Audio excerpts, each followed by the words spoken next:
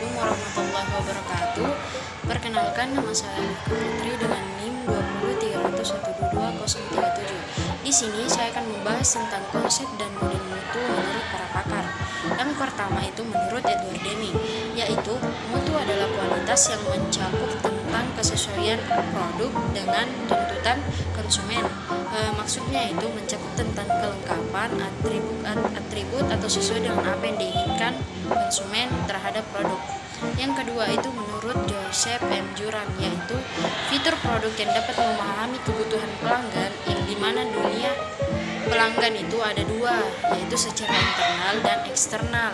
Yang ketiga menurut B. Philip George B. menyatakan bahwa mutu ialah sesuai dengan diisyaratkan atau distandarkan, di mana langkah sistematis maka mewujudkan mutu yang berkualitas. Assalamualaikum warahmatullahi wabarakatuh. Perkenalkan, saya atas nama Zaki Asmania dengan NIM 20301221046. Baik, di sini saya akan melanjutkan pembahasan dari teman saya sebelumnya.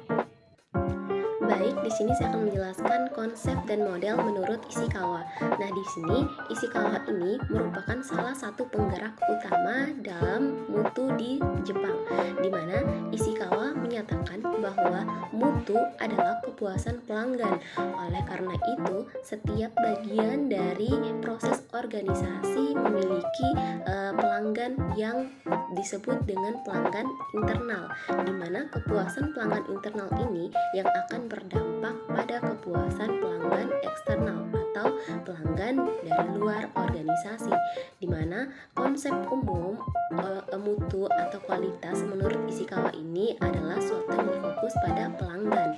Nah, kemudian materi selanjutnya itu materi kedua tentang MBS manajemen berbasis sekolah.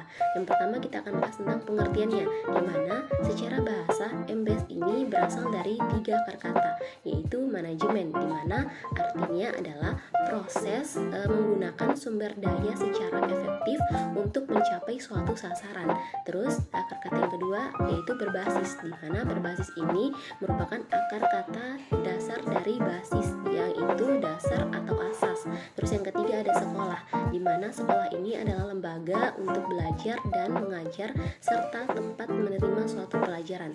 Maka dari itu MBS ini dapat diartikan sebagai penggunaan sumber daya yang berasaskan sekolah itu sendiri dalam proses pengajaran dan pembelajaran. Kemudian materi kedua yaitu tentang tujuan manajemen berbasis sekolah. Di sini yaitu menurut Gustini Harti ada beberapa tujuan MBS, yaitu yang pertama ada mengembangkan kemampuan kepala sekolah bersama guru, unsur komite sekolah dalam aspek manajemen berbasis sekolah untuk meningkatkan mutu sekolah. Terus yang kedua itu ada mengembangkan kemampuan kepala sekolah bersama guru, unsur komite sekolah dalam pelaksanaan pembelajaran yang aktif dan menyenangkan, baik di sekolah maupun di lingkungan setempat atau lingkungan masyarakat setempat. Terus yang ketiga itu ada mengembangkan peran serta masyarakat yang lebih aktif dalam masalah umum persekolahan. Dari unsur komite sekolah dalam membantu meningkatkan mutu sekolah. Assalamualaikum warahmatullahi wabarakatuh. Baik, perkenalkan, nama saya Azizan Abdi Pratama dengan NIM 20301221054. Di sini saya akan memaparkan fungsi MBS.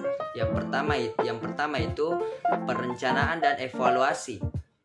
Perencanaan dan evaluasi ini yang dimana sekolah ini diberi wewenang untuk melakukan perencanaan sesuai dengan kebutuhannya. Kebutuhan yang dimaksud misal meningkatkan mutu sekolah. Mutu sekolah juga diberi wewenang untuk melakukan evaluasi. Evaluasi internal ini dilakukan untuk memantau kegiatan sekolah. Yang kedua, pengembangan kurikulum. Dalam hal ini, sekolah berwenang untuk meningkatkan satuan pendidikan yang mendasar pada standar isi, standar kompetensi, dan standar kewawasan, serta memilih materi dan mengembangkannya. Yang ketiga, pengelolaan proses pembelajaran. Pengelolaan melalui MBS ini dapat memudahkan kepala sekolah untuk melaksanakan proses pembelajaran sesuai dengan kebutuhan kondisi sekolah. Baik. Yang keempat, itu ada pengelolaan ketenagaan, yang dimana dalam MBS memiliki keterbatasan dalam mengelola ketenagaan kerja kecuali pada tenaga honorer saja.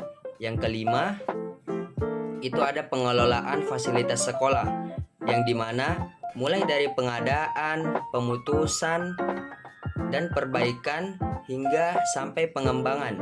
Yang keenam, itu ada pengelolaan keuangan. Dengan MBS, pendidikan dapat melakukan inovasi, pengalokasian sumber dana dengan baik. Yang ketujuh, pelayanan siswa. Pelayanan siswa meliputi penerimaan siswa baru, pengembangan, pembimbingan, penempatan, memasuki kerja, dan pengurusan alumni. Yang ke-8 yaitu hubungan sekolah dengan masyarakat. Tujuannya untuk meningkatkan keterlibatan, kepemilikan, dan dukungan masyarakat. Yang ke-7 yaitu iklim sekolah, yang dimana lingkungan harus aman, nyaman, tertib, sehat, dan luas sehingga memberi semangat kepada siswa-siswa.